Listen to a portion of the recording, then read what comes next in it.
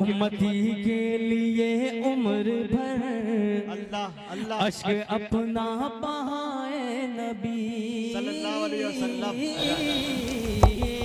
जमीयत उलमा के जितने भी जिम्मेदार अभी तक आए उन्होंने अपनी बात कही। उन्होंने जमीयत उलमा की वही तारीख बताई कि जमीयत उलमा गरीब लाचार बेकस बीमार बेवा यतीम फसाद जदगान बाढ़ मुतासरीन या फर्जी मुकदमात में फंसाए गए लोगों को कानूनी सलाहियत देना या जमीयत उलमा स्कॉलरशिप के बारे में लोगों ने बताया। जमीयत उलमा सिविल सर्विसेज की जो कोचिंग चलाती है उसके बारे में बताया।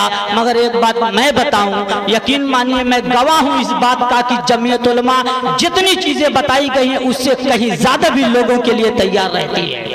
एनआरसी में जब फर्जी मुकदमात लोगों के ऊपर लगाए गए उसमें मैं भी 76 दिन जेल में रहा हूं। एक बात का मैं गवाह हूं कि जेल में जो लोग थे उनके घरों की जिम्मेदारी भी जमीयत उलमा ने उठाई। जेल में बंद हमें मालूम नहीं था कि हमारे घरों की क्या हालात थे, मगर कसम खुदा की जमीयत उलमा के जिम्मेदार जो यहाँ पे बैठे हुए हैं घरों तक जाते थे और उनके घरों में रोटी पानी का भी इंतजाम किया करते थे। तो जमीयत उलमा को मेरे भाई मुझे लगता है कि मैं गवाह के रूप में जानता हूँ। आइए हमारे बीच जमीयत उलमा के एक बहुत बड़े मददगार हैं जिनके दिल में जमीयत उलमा बसती है और वो एक सियासी शख्सियत आबिद अख्तर साहब हैं। मैं गुजारिश करता हूं आबिद अख्तर साहब से कि कम वक्त में अपने तासुरात पेश करें।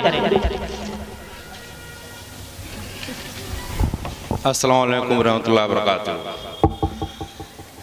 इस मौके पे जो आज इनामात का तकसीम होना है जमीयत की तरफ से सदारत कर रहे मौलाना खुर्शीद साहब, निजामत कर रहे हमारे छोटे भाई मजहर मेजर साहब, पता नहीं क्यों उनको मेजर कहते हैं, उनको नहीं पता। और हमारे इस मदरसे के नाजिम साहब अब्दुल्ला साहब जो हैं वो भी बैठे हैं। हमारे बीच में साबी चेयरमैन तैयब फाल्की साहब और मंच पे तमाम उलमा लोग और यहाँ पे हाज़रीन शामिल। वक्त कम है, प्रोग्राम लंबा है, इनाम भी तकसीम करना है और जो आज मौका है वो एक इल्म का है और इल्म जो मिलना है तालीम से मिलना है। अभी हज़रत बयान कर रहे थे कि हम लोगों ने NCERT स्कूल खोलने के लिए सोच रहे हैं। बाखुदा तबीयत खुश हो गई। NCERT जो इस समय हिंदुस्तान की सबसे अच्छी मानी जाती है पढ़ाई लिखाई में, तमाम कंपटीशन के उसी किताबों से होते हैं। हाई स्कूल इंटर का जो भी आजकल आ रहा है सिलेबस NCERT से हो रहा है। बहरहाल इल्म को जो जब से इंसान पैदा होता है और आखिरी वक्त तक वो सीखता ही है। अब वो अपने समाज से सीखे, किताबों से सीखे, स्कूल से सीखे, यूनिवर्सिटी से सीखे, सीखना ही है और मरते वक्त उसको सीखना है। वही कौम जिंदा रहती है, तरक्की करती है जो इल्म और इल्म उसके साथ साथ वो अपनी पढ़ाई लिखाई में हर दौर में आगे रहती है। वो कौम तरक्की करती है। और इल्म से मतलब ये नहीं कि हम उससे पैसा कमा लें, नौकरी पा जाएं, डॉक्टर बन जाएं, इंजीनियर बन जाएं। ठीक है, जो पढ़ना है वो जो पढ़ेगा वो तो आगे जाएगा ही, मगर इल्म हासिल करने से ये मतलब नहीं है कि हम एक उससे ही रिस्क उसको जोड़ लें। नहीं, रिस्क से उससे कोई ताल्लुकात नहीं है। इल्म से आप अपने माशरे में देखे होंगे, हर जगह देखे होंगे, ये जिसके पास पैसा है दौलत है वो ज़रूरी नहीं है कि वो पढ़ा लिखा हो। वो देखेंगे कम इल्म वाले रहते हैं मगर उसके पास अल्लाह ताला का दिया सब कुछ रहता है, मगर उनको कहीं ना कहीं टीस रहती है कि मैं पढ़ नहीं पाया।